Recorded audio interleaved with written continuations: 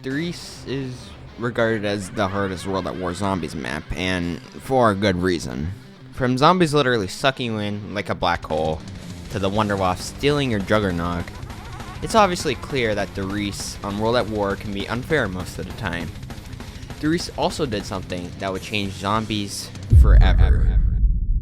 The Riese changed the amount of zombies per round from there only being 24 originally, to it increasing as the rounds go up.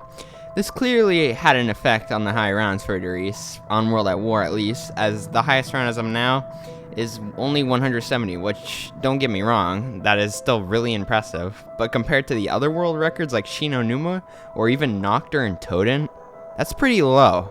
But like I said, it's low for a reason. Of course, how does this have to do with Black Ops 1 Riese?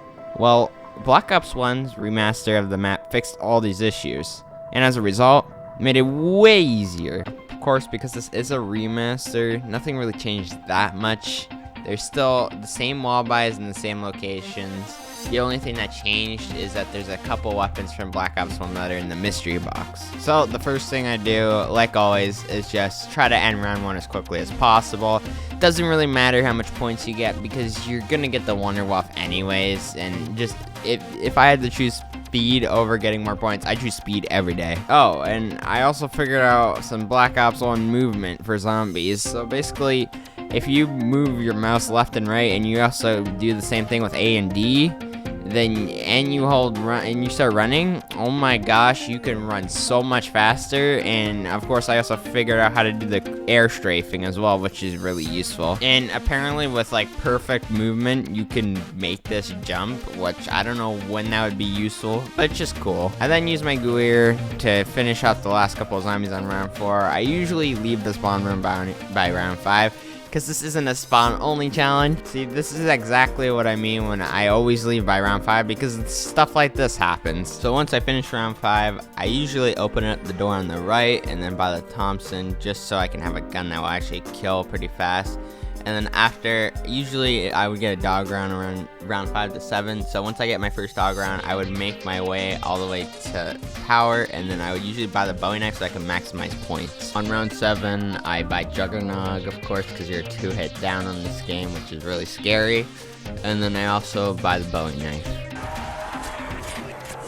Of course, I speak Cola. It's necessary so you can reload the Wonderwaffe faster. After that, I make my way back to where Juggernog is and buy the Bouncing Betties. And then after that, I link my last teleporter, which opens up Pack Punch. So I'm basically set up. All I gotta do is hit the mystery box for the Wonderwaffe, the ray gun, and I just have to Pack Punch my Mustang inside. I mean my M1911. I, of course, buy Quick Revive. What's also nice about these remasters is that when you buy Quick Revive, there's no death machines. So it makes it a little bit easier. You can get your max ammo drops a little bit quicker, and there's also no fire sale drops. So in order to build up my points just a little bit so I can hit the mystery box and get the Wonderwaffe and ray gun, I decided to just camp in here, spam my M1911 to get a bunch of points, and use my Bowie knife. Because as you see, the zombies spawn in pretty fast when you're sitting in the Thompson room. This is where the high round strategy is, or at least the strategy to 50. And since I was getting a little unlucky with the box, I just decided to spend 5,000 of my points to upgrade the M1911 so I could get the Mustang and Sally. I'm not really too sure why you need it. I'm guessing so you can kill a couple more zombies before you run out of ammo with your ray gun and Wonderwaffe. Round 13, I get this dual wield CZ75s, which apparently they used to crash your game, which they don't anymore. I think Plutonium fixed it, but the dual wield CZ75s are good because they let you run the fastest, of course, or the ballistic knife. While I was hitting the box for the ray gun or the Wonderwaffe, I managed to get the crossbow, so I decided to keep it because it does act as a monkey bomb when you pack a punch it, which is really good, obviously. And I'm not even joking, the very next hit, I managed to get the Wonderwaffe, which is awesome. It allows me to do the high round strategy, or at least the low round strategy, as early as possible. And basically, this is all you have to do for the strategy. Normally you would want the ray gun, but it didn't really matter that much. I had a gun save me, which was the awful lot or the crossbow. But basically all you want to do is just train in this area, use your Wonderwaffe if you feel like you're gonna get trapped. Obviously shoot it preemptively, because if you don't, the Wonderwaffe will kill you if you get trapped, because zombies will hit you too much, and the Waff does around 2 hits, is like the equivalent of 2 zombie hits, I'm pretty sure. So you're probably gonna die if you get trapped and you shoot the Waff.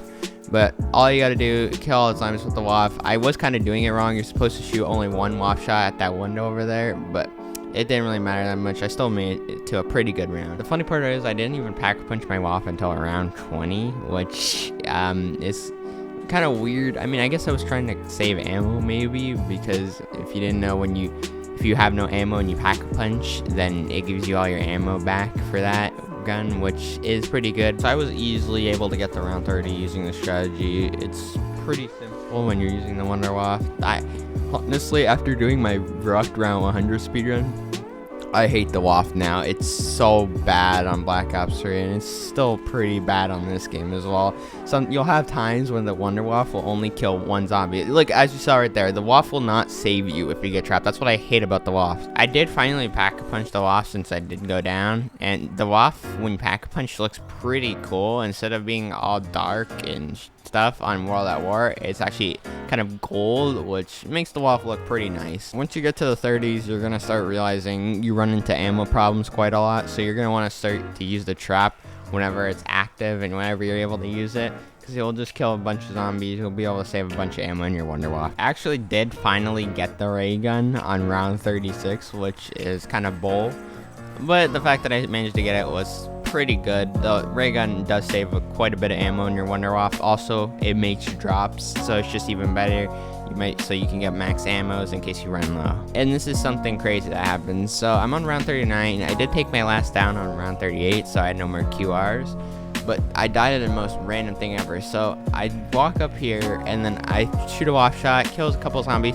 Then the dog trapped me. I prone, so I last for a little bit longer, but I tried to shoot the dog, nothing happened, and I just died. Like that, what even is that? The dog was literally floating.